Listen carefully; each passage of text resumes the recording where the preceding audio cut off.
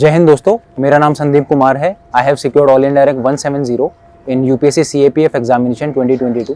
I come from my small village जिसका नाम चिमनपुरा है, which lies in Chomuhagarh tehsil of in Jaipur district of Rajasthan. And my motivation to join the CAPF is my father, who is currently serving as a deputy commandant in BSF in battalion number 13, posted at Badmer. In this video, we will talk about the strategy to crack the UPSC CAPF examination, the first attempt. So there are three stages in this examination. First stage is the written part. Second is the physical efficiency test and the medical standard test. And the third is the personality test, also called as interview, conducted by UPSC. सबसे पहले मैं ये बताना चाहूँगा कि CAPF आपको join क्यों करना चाहिए और व्हाट इज CAPF, इनका काम क्या होता है। तो इसके अंदर आपको क्लैरिटी बहुत ज़रूरी है कि CAPF एग्जामिनेशन किसके लिए है और किसके लिए नहीं है। I have seen a lot of people who are not clear why they want to join the CAPFs, और फिर उनको वो डाउट होता है इंटरव्यू स्टेज तक भी, तो वो उनके लिए काफ़ी लीथल हो सकता है। तो CAPF को जानने के लिए, CAPF is a central arm police forces, जिसके अंदर जिनका काम होता है, पुलिस का काम भी होता है इनका लॉ एंड ऑर्डर मेंटेन करना, as well as army related काम भी होता है इनका। कॉम्बैट ऑपरेशंस में भी ये लोग माहिर होते हैं। तो आपको CAPF को अंडरस्टैंड करने के लिए आप डिफरेंट सोर्सेज की हेल्प ले सकते हो।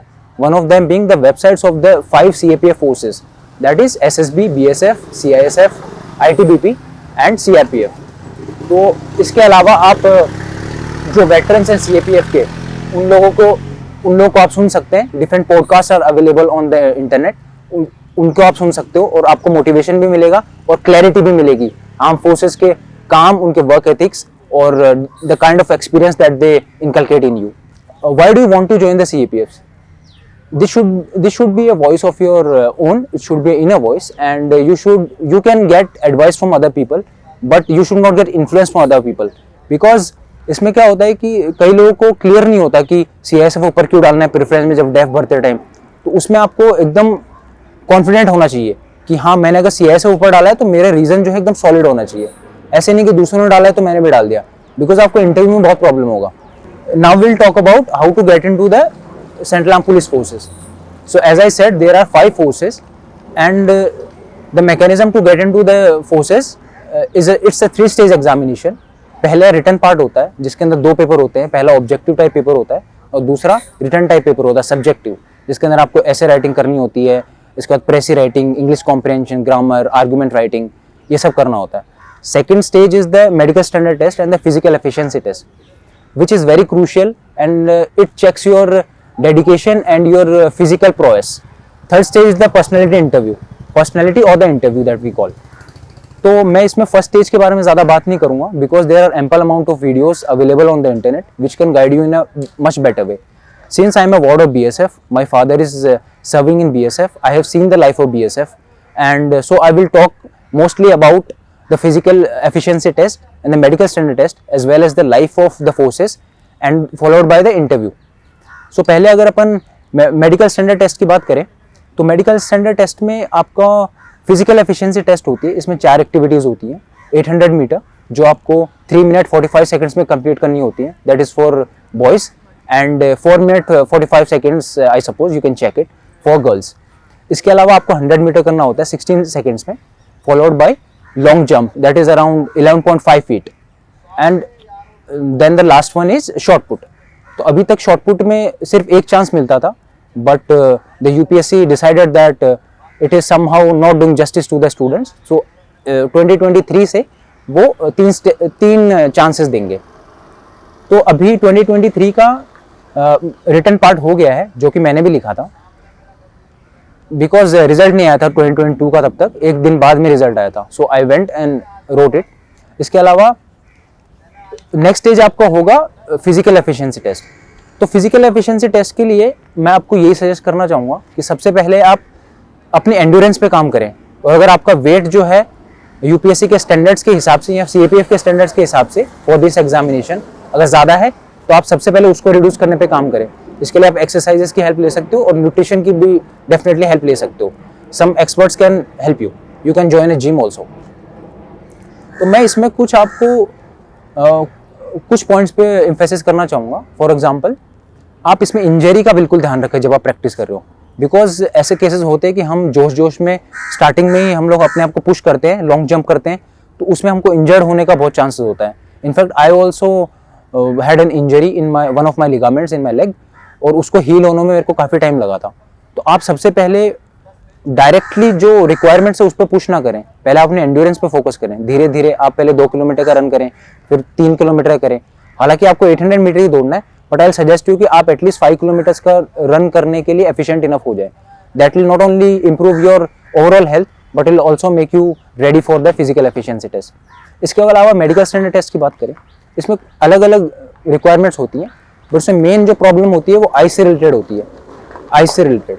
तो इसमें मेरे को भी पहले चश्मा लगा हुआ था, but my power was more than -4 dioptre. तो उसके लिए मैंने लासिक सर्जरी करवाया था, specially for this examination. This not only shows your dedication but also your aptitude towards the forces. तो उसके अंदर आप पहले से ही इन चीज़ों के बारे में सोच के रखें और एक्सपर्ट्स की राय लें कि आपको किस चीज़ की ज़रूरत है और कहाँ पे काम करने की नीड है आपको. इसके अलावा मैं आपको और बताऊं तो लॉन्ग जंप एक इसमें एक टास्क होता है जो आपको कंप्लीट करना पड़ता है.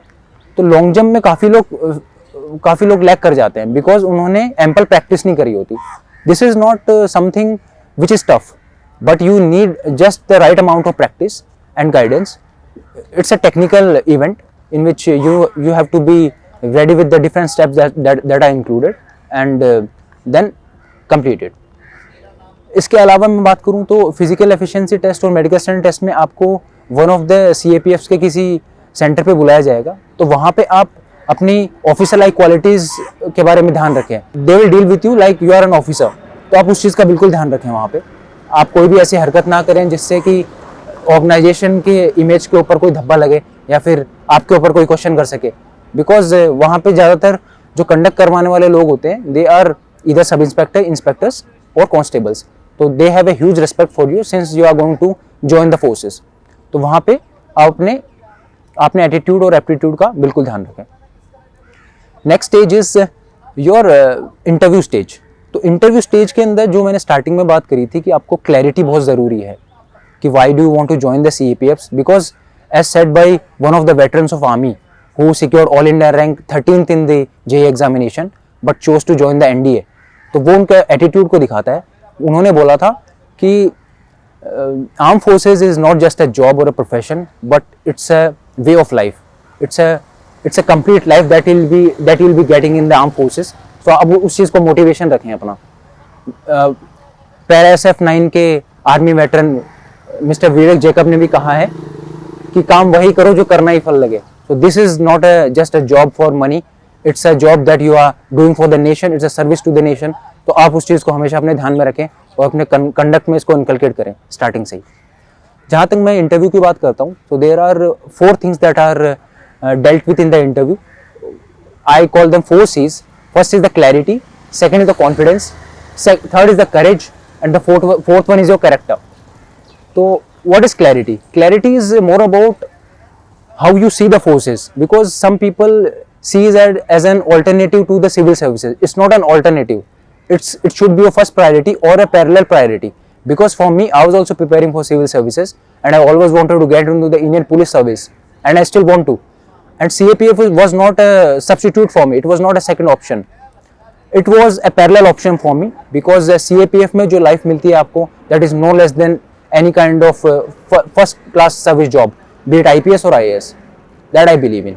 In fact, in some cases it's even more important, it's even more preferable to IPS, such as there is minimal political interference in the service and you will get the life of the armed forces, and the different kind of experience that you'll get here are unmatchable to any other service that I believe in. Also, second one is the in clarity. I'll also talk about the preferences that you put. So in general, people put CISF as their first preference, followed by SSB, then other forces.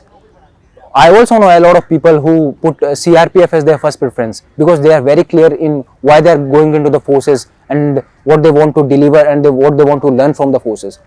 So since I am also a ward of BSF, my father, who has been a role model and the pillar for me to join the armed forces, he has always motivated me and guided me, especially during the interview process.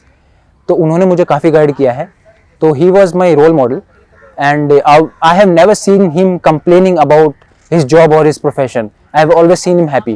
But I've also met a lot of officers and other people who kind of not happy with the life that they seek, that they get in the forces. So you have to be very clear before applying for this and preparing for this job, that why do you want to come in. I'm a graduate from IIT Bombay, and I still chose to join the armed forces because I was very clear why I want to get into it. I had seen the life and I know how fulfilling the life is in the armed forces. I have seen a lot of commanders and officers, and the kind of satisfaction and the contentment that I seen on their faces, and the leadership roles that they get in the forces is unmatchable and uncomparable, that I believe. Second one is your confidence. Your confidence is something that is checked in the forces. So while giving your answers, you have to be very confident. अगर आपने starting में कुछ questions के answer गलत भी दे दिए तो भी आप अगर एक स्माइलिंग और एक गुड नोट पे इंटरव्यू को एंड करेंगे तो that will be very beneficial for you.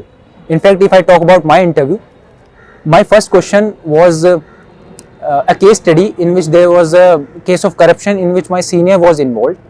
We had to procure some arms and ammunitions from a contractor, and the allegation on my ADG was that he had taken a bribery of 50 lakh rupees, and I was asked for my viewpoint on this situation. So I told them, sir, I know the work ethic and the values of the armed forces, and there are very less chances that this kind of things will happen in the forces. But I told them that first of all I'll try to know the reality and ask him for kind of proof for the claim that he is doing. तो फिर मैंने उनको बोला कि sir मेरे को आप return में दे दीजिए पहले, जो आप भी मेरे एडीजे साहब पे मेरे एलिगेशंस लगा रहे हैं उसके लिए. तो फिर उन्होंने फिर मेरे को और इसमें थोड़ा सा नेल करने की कोशिश करी कि अगर आपको सस्पेंड कर देते हैं तो आप क्या करोगे, और आपके एडीजी ने आपके ऊपर प्रेशर बनाने की भी कोशिश की है. तो फिर मैंने बोला कि सर अगर मेरे पे प्रेशर बनाने की कोशिश करी और मुझे सस्पेंशन का थ्रेट दिया गया है, that makes it clear that my ADG was certainly involve in some kind of matter. तो मैंने उन्हें बोला कि sir for me I have been a war of BSF and I know the motto of BSF and that is duty unto death. तो duty comes before anything, and the image and the prestige of the organisation in the eyes of the people is of Paramount importance. So sir मैं उसको हमेशा top priority पे रखूंगा, और any rank or any other person is comes below that prestige of the organization. So with gathering ample amount of proofs, I will bring this matter in the open. तो उन्होंने बोला good. तो फिर उन्होंने और मेरे कैरेक्टर के बारे में बात हुई. फिर मैंने BSF ने जो वैल्यूज मेरे अंदर इंकलकेट करी हैं in terms of integrity, attitude and different kind of aptitude, that is both intellectual and emotional intelligence, मैंने इन सब की बातें करी और मैंने उनको satisfy किया मेरे आंसर से. My next question was, so this question tested my courage and my clarity and my confidence. Second question that was asked from me was, you have graduated from a prestigious institution like IIT Bombay and still you choose to join the Fauj. तो मैंने बोला sir IIT मेरे लिए best option था 12th के बाद में, because that was the best possible education that my parents could afford for me, and that's why I joined the IIT. After getting into the IIT, I learned a lot of new things and my exposure to different kind of areas was developed. और उसके बाद मेरे को और clarity आई कि that job is not something for me, और मेरे को armed forces ही join करना है, be it IPS और CAPFs. और whenever I used to visit the Gateway of India और the Taj Hotel, मेरे दिमाग के सामने वो पिक्चर्स आती थी जो मैंने 2008 का जो 26/11 का अटैक हुआ था, उस टाइम हमें पता नहीं था कि वो क्या था, बस हम टीवी पे देखते थे, वो जल रहा था पूरा होटल. बट बाद में हम when I was mature enough I understood that it was a terrorist attack and it motivated me further to join the arm forces, and my ultimate goal is to join the NSG in future, जिसके लिए arm forces मेरे central arm police forces मेरे लिए एक अच्छा वे है. तो मैंने इसकी भी बातें करी उनके सामने. मैंने CAPFs के मोटोज को काफ़ी अपने आंसर्स के अंदर इंकलकेट करने की कोशिश करी, क्योंकि आपके आंसर्स में सिक्योरिटी वाला एस्पेक्ट दिखना बहुत ज़रूरी है. आपसे कोई भी क्वेश्चन पूछा जाए, आप ज़रूर उन वैल्यूज़ की बातें करें जो CAPFs के मोटोज और उनके वर्क एथिक के अंदर आपको रिफ्लेक्ट होती है. That will give you an edge to your answers. next question that was asked from me was my stand on the Russia-Ukraine war. They told me that India सबको preach करता है कि हम विश्व गुरु हैं, हम मोरालिटी के लेसन्स देते हैं सबको, बट हमने स्टैंड नहीं लिया, ना यूक्रेन का लिया और ना रशिया का लिया. ऐसा क्यों? Doesn't it show a hypocritic attitude? मैंने बोला सर बिल्कुल नहीं. हम लोगों ने हमेशा स्टैंड लिया है ट्रूथ का, नॉन वायलेंस का, डायलॉग मैकेनिज्म का, मल्टीलेटरलिज्म, इंस्टीट्यूशंस के एम्पावरमेंट का, टेररिज्म के अगेंस्ट हमने हमेशा आवाज़ उठाई है. क्लाइमेट चेंज, इन चीज़ों के बारे में हमने कभी भी कतराए नहीं हम स्टैंड लेने के लिए. जहाँ तक रशिया यूक्रेन वॉर का सवाल है सर, आज का टाइम जो है that is guided more by peaceful coexistence and the importance of multilateral institutions and dialogue mechanisms. तो वो हमने प्रीच किया है सर, उसके लिए हमने स्टैंड लिया है. हमने साइड नहीं ली, ना रशिया की साइड ली ना यूक्रेन की साइड ली, बिकॉज इसके मल्टीपल रीजंस हैं. फर्स्ट ऑफ ऑल, एक तो हमारा डायरेक्ट इसके अंदर कोई स्टेक नहीं था, and it is our foreign policy that we do not interfere in other people's internal matters. Secondly, sir, we have to deal both with Ukraine as well as Russia, as well as USA, which is a good ally of Ukraine, as seen in the expansion of NATO in these recent times. तो उस चीज़ को भी balance out करने के लिए हम लोगों ने स्टैंड नहीं लिया. उन्होंने मेरे को फिर काउंटर करने की कोशिश करी, but I was stood with my stand. So that shows the courage in my stand. तो this is one of the 4 pillars that I talked about in the starting. फिर उन्होंने और भी मेरे से काफ़ी सारे क्वेश्चन पूछे. उन्होंने मेरे से पूछा कि your father is in BSF, why have you put CISF is your first preference. तो मेरे को बहुत क्लियर था इस चीज़ का, वो मुझे पता था ये क्वेश्चन आना ही है. तो I prepare thoroughly for it. I thought for more than 45 days about this answer. Although I was clear while filling my choices in the DEF, but मैं बोल नहीं पा रहा था उस चीज़ को. मॉक इंटरव्यूज में मेरे को यही फीडबैक मिल रहा था कि आप इस क्वेश्चन को डेफिनेटली टैकल करो एंड थिंक अबाउट इट. तो मैंने इसके बारे में यही बोला सर. तो मैंने बोला sir, it was not a matter of preference for me but a matter of choice for me to choose among 5 equally tasty dishes that are the forces. Since I have seen the life of BSF, I wanted to experience and see the life of other forces, और उनसे मेरे को क्या सीखने को मिलेगा वो देखने में बहुत एंथुजियास्टिक था sir. That was my first reason. Secondly sir, in CISF it works on non-battalion structure, in which you get an option to serve at the post of a commander while being an assistant commander or deputy commandant. तो वो भी एक मेरे लिए reason था sir. Since मेरे को उसमें ज़्यादा सीखने का मौका मिलेगा, मेरे को एक बड़ी टीम को लीड करने का मौका मिलेगा. And the third reason was I was always interested in unarmoured combat, which is very crucial in recent times, especially for the unorthodox warfare tactics. तो CISF में PACO सिखाया जाता है, which is a French technique to run and to cross obstacles, especially in the public areas where there are a lot of buildings and infrastructure is there. तो वो मेरा interest था sir हमेशा से. और CISF में स्पेशल सिक्योरिटी ग्रुप मेरे को ज्वाइन करना है, जिसके अंदर पार्कोर एक इंटीग्रल पार्ट है उनका. और मैंने बताया सर कि it will also help me in getting into the National Security Guard, NSG, which will because I ultimately want to join it. That is my ultimate motivation to join NSG. और उसके अंदर drop out rate जो है more than 95% होता है. So if I am able to join SSG, then I'll have an edge to join the NSG, sir. I think they were satisfied with this answer. I did not give the cliched answers of that I want a balance between my public life and my professional life, because that's not the answer they are seeking from you. They want to see your enthusiasm and your motivation to join the forces. So that should reflect in your answers. So these are some of the things that I wanted to talk about the interview. तो इसमें आप बिल्कुल अपनी clarity रखें interview के लिए, अपने motivation के लिए. तो that's all my friends, and I thank you DKT team for providing me this opportunity to reach out to the unprivileged sections of students in the society so that उनको भी help हो सके and who cannot afford costly coaching institutions. Thank you so much. Jai Hind.